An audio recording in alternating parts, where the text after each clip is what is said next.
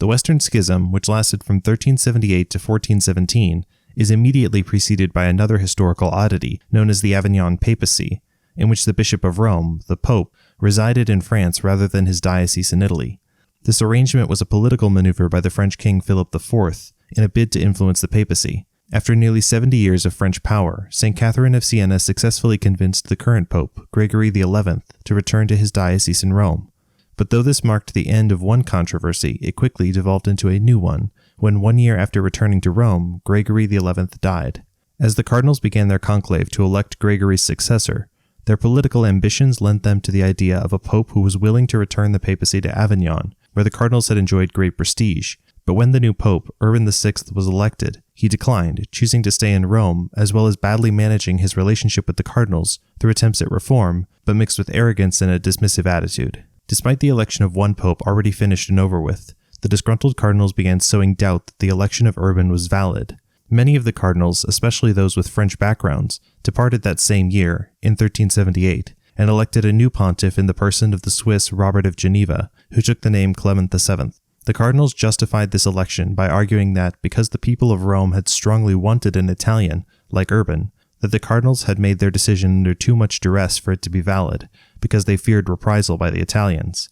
Though this argument is not entirely without merit, it's somewhat undercut by the fact that the cardinals' election of Urban was one of the shortest in history, and that they had elected him twice just to be certain of their choice back when they were in Rome, so it was a bit late to be having second thoughts. Despite the obvious contradiction of trying to elect a new pontiff while the old one was still alive, the cardinals had now created two rival claimants to the See of Peter, neither of whom were willing to give up their office. Recognizing the symbolic importance of Rome, Clement VII initially tried to oust Urban VI from the Eternal City, using French mercenaries, but when this failed, he took refuge in Naples. But in Naples, they supported Urban, and so Clement ultimately established himself back in the old papal stronghold of Avignon. Though Urban had the stronger claim to the papacy, he was not as well spoken as Clement, who was a strong political force, as well as being related to many of the European nobles. This allowed him to gain a significant foothold in Europe, with nations all across Christendom picking sides as the conflict grew.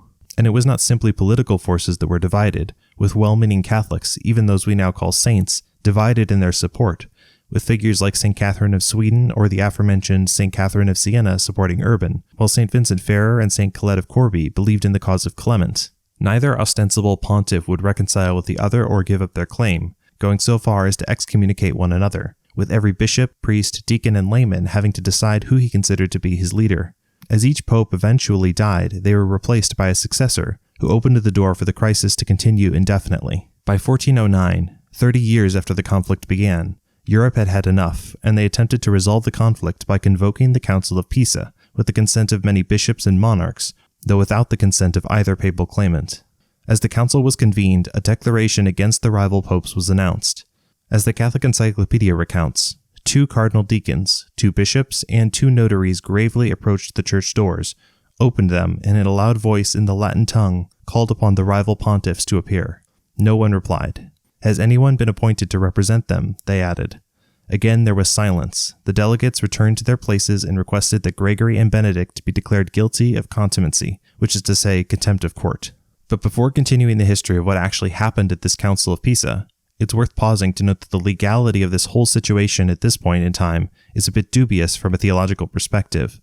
If the Pope is the sovereign over all Christendom, then how can any earthly authority stand in judgment over him, or depose or replace him if he is erring?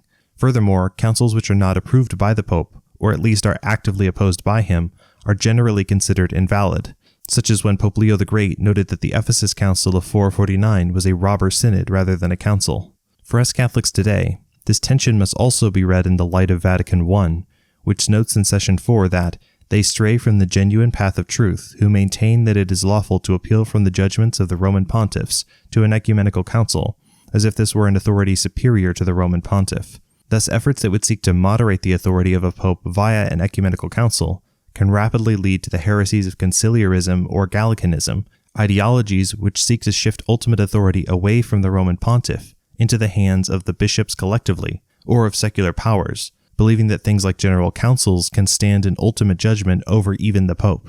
But the situation at Pisa was also unique, since many Christians were genuinely uncertain who was in fact the Pope. And in this situation, the bishops there gathered believed that they could end the controversy by declaring the Avignon and Roman popes to both be ipso facto deposed due to notorious schism, heresy, and for violating their collective oaths that they would both resign if no agreement could be reached between them.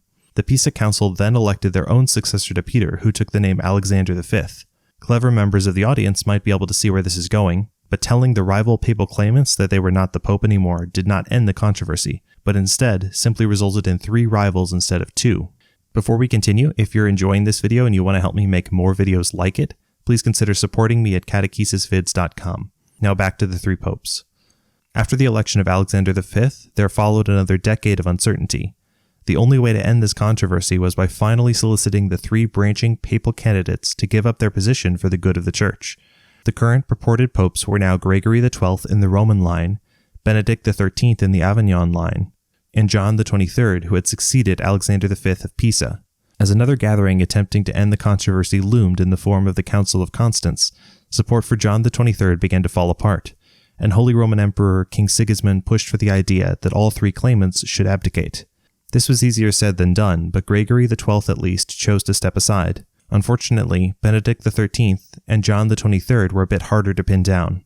John XXIII made an oath that he would resign, but got cold feet and fled the council. Meanwhile, the weary council members explicitly ratified what we would now condemn as a conciliarist position, stating that their own power could moderate even a pontiff, and they deposed and captured John XXIII until the council should conclude. Benedict XIII was less open about his opposition to leaving office, and asserted in public that he would certainly do so, but when finally asked to do so by representatives of the council, he refused, finally losing the Avignon popes the support of many of their allies, and among them St. Vincent Ferrer, who was his confessor. The council excommunicated the dishonest Benedict XIII, and with sufficient support broken for the 3 popes, a special conclave elected Pope Martin V, who finally concluded the Western Schism in 1417. Though the schism is generally considered to have ended here, European ecclesiastical politics continued to deal with the fallout for many years.